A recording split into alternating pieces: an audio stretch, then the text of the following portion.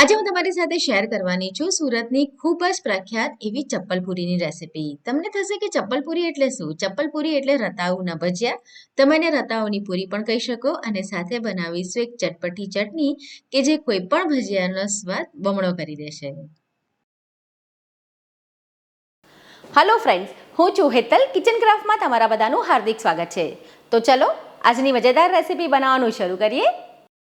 રતાઉ પૂરી બનાવવા માટે આપણે સૌથી પહેલા તો એનો મસાલો તૈયાર કરીએ. તો એના માટે અત્યારે મેં 1 ટેબલસ્પૂન આખા સૂકા ધાણા લીધા છે અને 1 ટીસ્પૂન મરી લીધા છે. બંનેને આપણે અધકચરા વાટી લેવાના છે.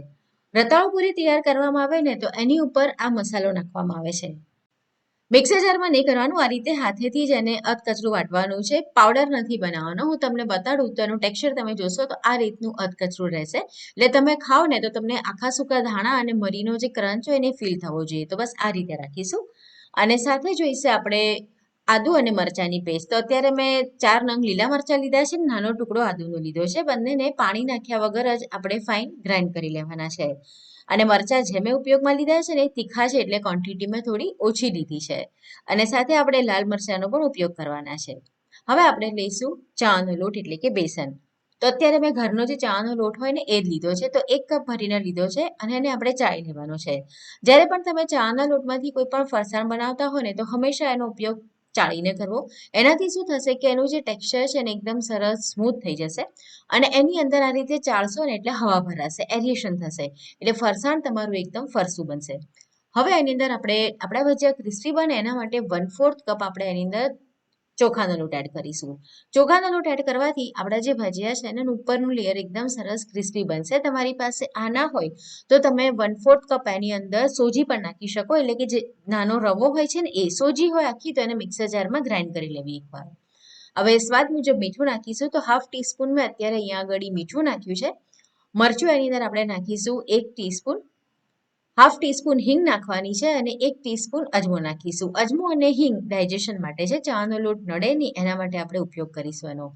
1/4 ટીસ્પૂન મેં હળદર નાખી છે અને આદુ મરચાંની જે પેસ્ટ આપણે તૈયાર કરી હતી ને એ એની અંદર મેં એડ કરી છે, લગભગ 1 ટેબલસ્પૂન જેટલી. હવે થોડું થોડું પાણી નાખી આપણે એનું બેટર તૈયાર કરી લેવાનું છે.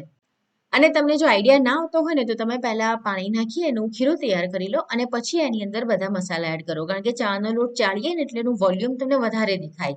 એટલે જો એકચ્યુઅલ તમે લોટ જોઈને એની અંદર મસાલા નાખો ને તો એ વધારે પડી શકે છે. એટલે તમારે આઈડિયા ના આવતો હોય તો પાણી નાખી ખીરું તૈયાર કરી પછી મસાલા એડ કરવાના. તો બસ ખીરાની કન્સિસ્ટન્સી આ રીતે રહેશે. એકદમ ના વધારે એને બહુ જાડું બનાવવાનું છે ના એને પતલું કરવાનું છે. તો બસ આ પ્રમાણેનું ખીરું તૈયાર કરી લેવાનું છે. તો ખીરાને હવે સાઈડમાં રાખીએ અને હવે લઈશું રતાળું. તો રતાળું જ્યારે આપણે કરીએ ને આપણી સ્કિન સાથે ટચ થાય તો એની અંદરથી ઘણા બધા લોકોને ખંજવાળ આવતી હોય છે. તો તમે આ રીતે હેન્ડ ગ્લોવ્સ પહેરી શકો. એટલે કે કોઈ પણ તમારી પાસે પ્લાસ્ટિકની કોથળી હોય તો એ હાથ પર તમે આ રીતે લગાડી દો, તમારા હાથને ટચ નહીં થાય અને તમને ખંજવાળ નહીં આવે. અથવા તો તમે પછી તેલવાળા હાથ કરી શકો. એટલે હાથ પર તેલ લગાડી શકો અને પછી એની છાલ કાઢી લેવાની છે.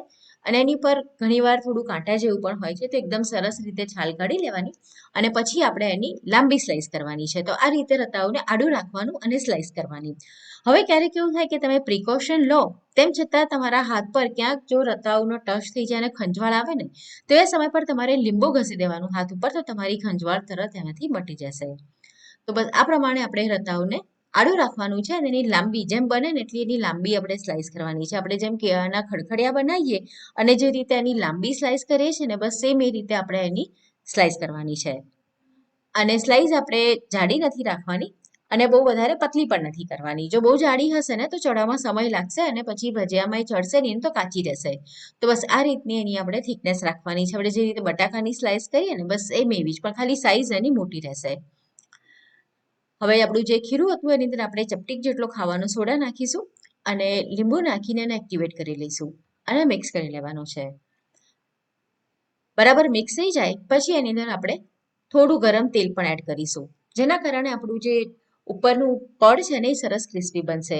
અને આપણું જે ખીરું છે ને થોડી વાર માટે આપણે ફેંટી પણ લેવાનું છે. અને ત્યાર પછી આપણે એની અંદર થોડું ગરમ તેલ એડ કરીશું, 1 ટેબલસ્પૂન જેટલું, અને એને મિક્સ કરી લેવાનું છે. આ રીતે તમે તેલ એની અંદર એડ કરશો ને તો તમારું ઉપરનું જે પડ છે ને ક્રિસ્પી બનશે. હા, તમારે એક વાતનું ધ્યાન ચોક્કસ રાખવાનું છે કે જે સોડા નાખીને એકદમ ચપટી જેલો નાખવાનો છે.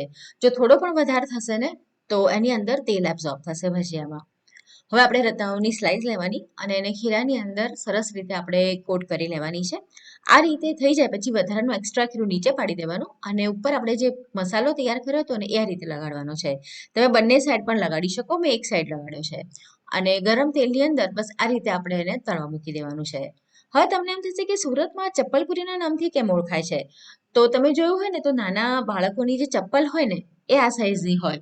તો આની જે સાઈઝ છે એ એકદમ નાની ચપ્પલ જેવી છે એટલે એનું નામ ત્યાં ચપ્પલપુરી છે. તો ઘણી બધી જગ્યાએ સુરતમાં આ રતાઉની પૂરી કે રતાઉના ભજીયા ચપ્પલપુરીના નામથી પણ ઓળખાય છે અને ખાસ કરીને ડુમસના તો એ ખૂબ જ પ્રખ્યાત છે.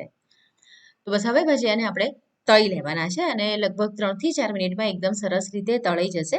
ગેસની ફ્લેમને આપણે મીડિયમ અને હાઈની વચ્ચે રાખવાની છે. તમારું તેલ જો ઠંડુ હશે ને તો પણ ઉપરનું જે પડ છે વધારે પ્રમાણમાં તેલ એબ્ઝોર્બ કરશે.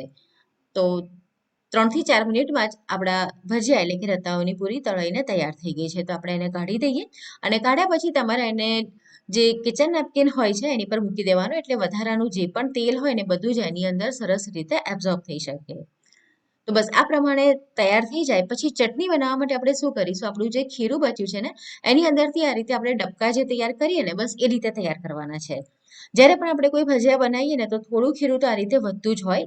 તો એ પ્રમાણે આપણે આટલા નાના નાના ડબકા તૈયાર કરી લેવાના છે અને એને તળી લેવાના છે. આ જે ચટણી છે ને એ તમે સૂકી પણ રાખી શકો અને એને થોડી ગ્રેવીવાળી એટલે કે પાણી નાખીને થોડી ઢીલી પણ કરી શકો. તો કોઈ પણ ભજીયાની સાથે તમે સર્વ કરશો ને તો ખૂબ સરસ લાગશે. તો આ રીતે પકોડા તળાઈ જાય ને પછી મિક્સર જારમાં એને એડ કરીશું. સાથે આપણે કોથમીર એડ કરવાની છે, લગભગ 1/3 કપ જેટલી, બહુ વધારે નથી નાખવાની. આદુ મરચાંની પેસ્ટ એડ કરીશું. આમાં લસણ પણ તમારે નાખવું હોય તો નાખી શકાય. અને સાથે આપણે એડ કરીશું એની અંદર અડધો કપ દહીં. તમને જો ગમે તો તમે અંદર થોડી ખાંડ પણ એડ કરી શકો. મેં નથી નાખી તો જરૂર મુજબ પાણી નાખી આવી ઘાટી આપણે ચટણી ગ્રાઇન્ડ કરી લેવાની છે અને મીઠું નહીં નાખીએ કારણ કે આપણે જે ખીરું ઉપયોગમાં લીધું એમાં મીઠું છે. તો બસ એકવાર આ રતાળુ પૂરી અને ચટણીની રેસીપી ચોક્કસથી ટ્રાય કરો. તમને રેસીપી કેવી લાગી કમેન્ટમાં ચોક્કસ જણાવો અને આવી નવી નવી રેસીપી જોવા માટે જો કિચન ક્રાફ્ટ ચેનલને સબસ્ક્રાઇબ ના કરી હોય તો જરૂરથી સબસ્ક્રાઇબ કરો. તો ફરીથી મળીએ નવી રેસીપીની સાથે.